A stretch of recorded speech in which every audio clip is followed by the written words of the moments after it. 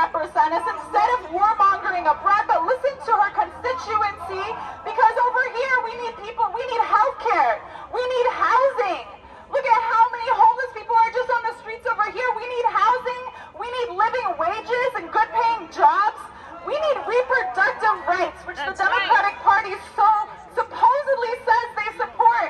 But Nancy Pelosi was busy campaigning in Texas for the only anti-abortion House Democrat. This is not going to be resolved in a day or two or a month.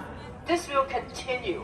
And the reason why we're so concerned, those of us who are working on peace for the world between the United States and China, is because basically the United States have exhausted all the Cold War tactics against China. Trade war, high-tech war, lawfare, propaganda war. Now the next step is war, real war. We need to prevent that at all costs. We need to stop that war, because once that war happens, it will be devastating, calamitous consequences to the whole world, and in particular to Chinese Americans. So I don't know where you're going to be, where I'm going to be if this war happens. So let's prevent it. Let's make sure that this doesn't happen.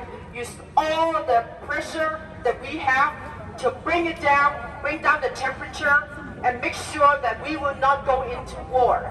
Why would the United States want to bring China down? China's on the other side of the world. As other people have said here, China's not our enemy. It tries to be friendly with us at every turn. Why? Why? There's only one reason, and it's the same reason why we have had death and destruction in the last 20 years of war. As a matter of fact, it's the same reason why we've had continuous wars since the Second World War, when the United States has been more or less in charge. Korea, Vietnam, Libya, Iraq, Afghanistan, Syria, now Ukraine, you name it. The United States is out there with war. Why? Because we say we must be number one in the world, and no one can get to challenge that. Now you may ask, why should that be the case? It shouldn't. It's lunacy. It's power-mad craziness.